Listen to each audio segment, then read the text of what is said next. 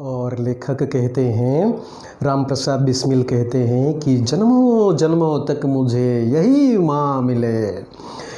तो कहते हैं कि अगर माँ न होती तो आज मेरा इस दुनिया में नाम नहीं होता, आज लोग मुझे याद नहीं कर पाते। जितने भी रास्ते, जितनी भी बाधाएं, जितना भी एम जो सक्सेस करना था मुझे, जितनी भी बाधाएं आती थी, माँ सब सरल बना देती थी और माँ ही सही रास्ता बताकर उन्हें आगे बढ़ने की प्रेरणा देती रही।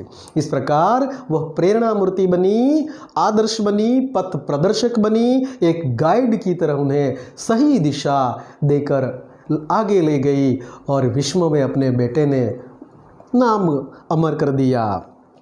आज माँ को कितना नाज होता होगा।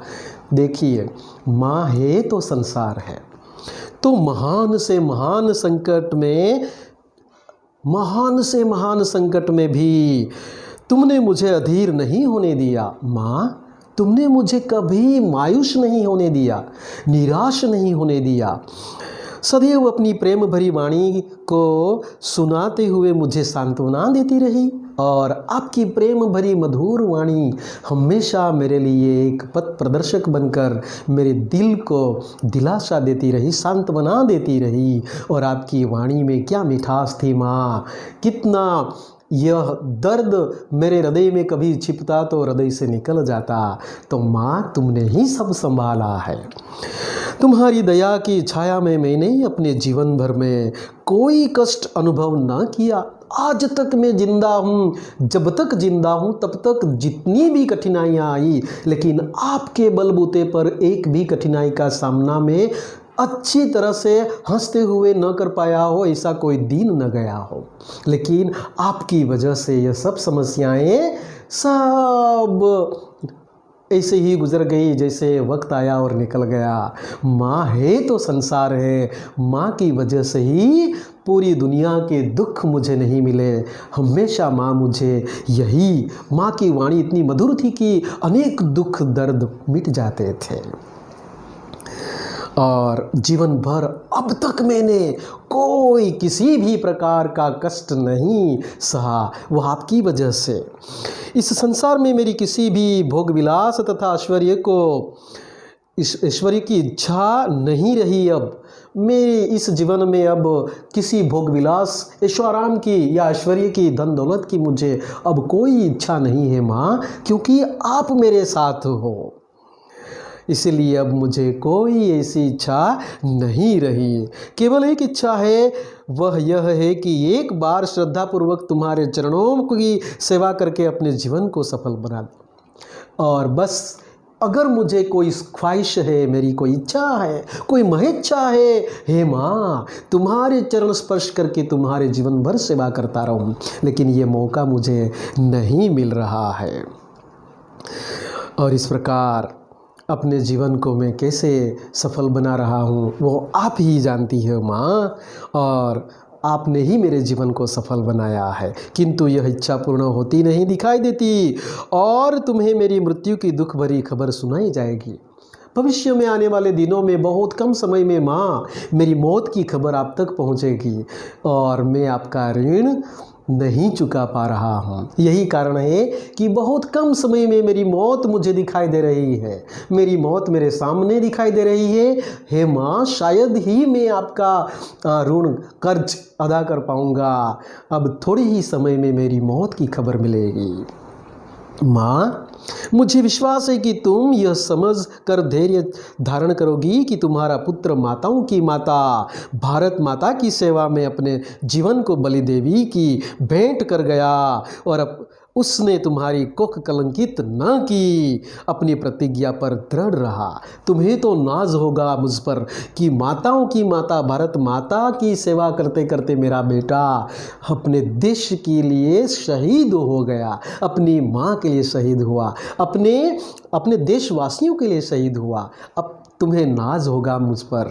अब आपने अपनी कोख को कलंकित नहीं किया, बल्कि आपको अब गर्व होगा, क्योंकि मैं देश के लिए अपने आप को बलि, यानी कि बलिदान की भावना से मैं अपने आप को बलिदान कर रहा हूँ। और इस प्रकार जब स्वाधीन भारत का इतिहास लिखा जाएगा माँ, तो उसकी किसी पुष्ट पर उज्ज्वल अक्षरों में तुम्हारा भी नाम लिखा जाएगा। है माँ, भविष्य में अगर मेरे नाम से आप नहीं पहचानी जाओगी, आपके नाम से मैं पहचाना जाऊंगा।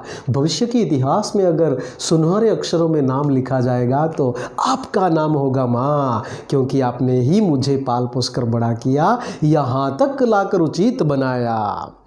गुरु गोविंद सिंह जी की धर्मपत्नी ने जब अपने पुत्रों की मृत्यु की खबर सुनी तो बहुत प्रसन्न हुई थी और गुरु के नाम पर धर्म सुरक्षार्थ अपने पुत्रों के बलिदान पर मिठाइयाँ बांटी थी। हे माँ, तुम नाराज मत होना। गुरु गोविंद सिंह की पत्नी अपने पुत्रों पर, गुरु गोविंद जो थे उनकी पत्नी जो थी, उनकी पत्नी ने अपने बेटों के बलिदान पर वो लड्डू बांटे थे, मिठाइयाँ बांटी थी। क्यों?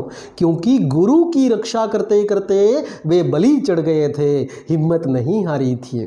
माँ, मैंने भी अपने देशवासियों के लिए कुछ अच्छा करने के लिए अपने प्राण की आहुति दी है, मैंने बलिदान दिया है। माँ, तुम नाराज मत होना। और शायद तुम गुरु गोविंद की पत्नी की तरह अपने बेटों की बलिदान की खुशी पर तुम भी शायद मिठाइयाँ बांट सकती हो। इस प्रकार की बात बिस्मिल यहाँ करते हैं। देखो, और जन्मदात्री, वर दो कि अंतिम समय भी तेरा हृदय किसी प्रकार विचलित न हो और तुम्हारे चरण कमलों को प्रणाम कर मैं परमात्मा का स्मरण करता हुआ शरीर त्याग करूं। और मैं तो है जन्मदात्री, मैं यही खुदा से बंदगी करता हूं, अल्लाह से मेरी यही दुआ है, भगवान से मेरी यही प्रार्थना है कि कितनी भी मुसीबतें आए तुम अपने विचार न बदले, तुम मायूस न हो माँ, तुम मेरी हृदय में बसी हो और तुम कभी नाराज़ नहीं होगी। मैं तो यही वरदान चाहता हूँ कि आपके अंतिम समय तक आपके चरण स्पर्श करते करते अपने देश के लिए बलि हो जाऊँ, यही मेरी भगवान से दुआ है माँ। और इस प्रकार भगवान को याद करते करते, माँ के साथ भगवान को सम्मिलित करते हुए यहाँ राम प्रसाद बिस्मिल अपनी माँ के गुणगान गाते गाते गाते गाते सचमुच हिंदुस्तान के लिए बलिदान दे दी, अपनी कुर्बानी दे दी अपने जान की। और सचमुच ये उस पथ पर निकल पड़े थे जिस पथ पर से आना नामुमकिन है, और अपनी माँ का नाम रोशन कर दिया। और मुझे विश्वास है बच्चों, आप भी भविष्य में अपने परिवार के लिए, अपने समाज के लिए, अपने देश के लिए कुछ ऐसा काम करो कि हमारा देश तुम्हारे नाम से जाना जाए। धन्यवाद। यहाँ आपका पाठ खत्म होता है।